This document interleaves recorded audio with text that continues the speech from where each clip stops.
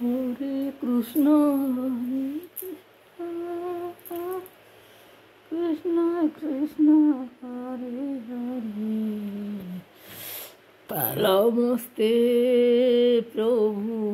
জগন্নাথ অনাথ লোকং করনাথ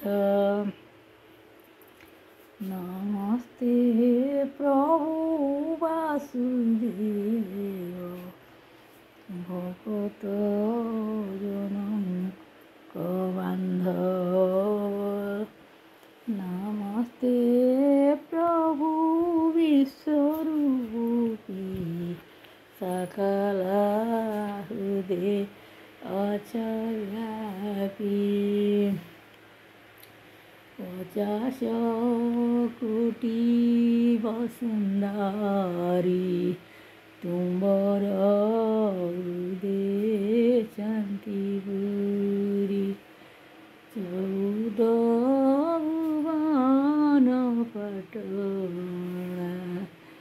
এ সর্বত হর রচনা তু ব্রহ্মা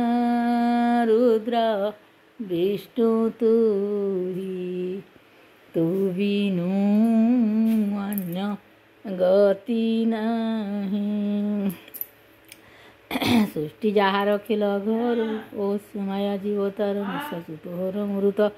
দেবী হইলে তহ জাত তুইটি অগ্নিদেব ইন্দ্র নয়ন জাত সূর্যচন্দ্র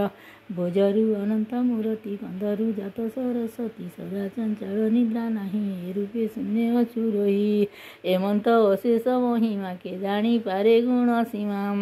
ନାମ ଘୋଷିଲେ ସବ ସିଦ୍ଧି ଖଣ୍ଡ ରୋଗ ଶୋକ ଆଦି ଆରତ ଭଞ୍ଜନ ତୁ ବାନ ତଙ୍ଗ କାଲି ବ୍ରଜ ସେନା ହୋଇଲ ଦଶ ଅବତାର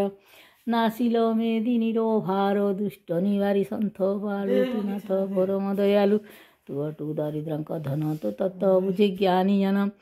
ଯୁବତୀଙ୍କର ମନେ ନିଜର ସ୍ୱାମୀ ଥାନ୍ତି ଜନେ ସେହି ପ୍ରକାରେ ମୋର ମନ ତୋଠାରେ ରହୁ ଭଗବାନ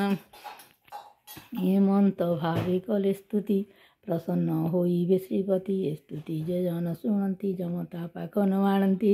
ରାଜଦଣ୍ଡକୁ ନାହିଁ ଭୟ ଐରୀ ମାନେ ଯାନ୍ତି କ୍ଷୟ ଭୂତ ପିଶାଚ ପ୍ରେତ ଗଣ କତିକି ନ ଆସନ୍ତି ଗୁଣ ଅଶୁଭ ସବୁ ନ ଦେଖିବ କିହ ବା ଗ୍ରହ ପୀଡ଼ା ଥିବ ଏ ସ୍ତୁତି ଶ୍ରବଣେ ଶୁଣିଲେ ହୁଅ ବାଂଶା ସିଦ୍ଧି ଗଲେ ବଡ଼ଇ ଆଉ ବିଦ୍ୟାଧନ ଖଣ୍ଡଇ ସବୁ କ୍ଲେଶମାନ ଗଙ୍ଗା ସହିତେ ସର୍ବତୀର୍ଥେ ସ୍ନାନକୁ ଗଲେ ଫଳ ଯେତେ ଏ ସ୍ତୁତି ପଢ଼ି ସେତେ ଫଳ ଦିଅ ହେ ପ୍ରଭୁ ଆଦି।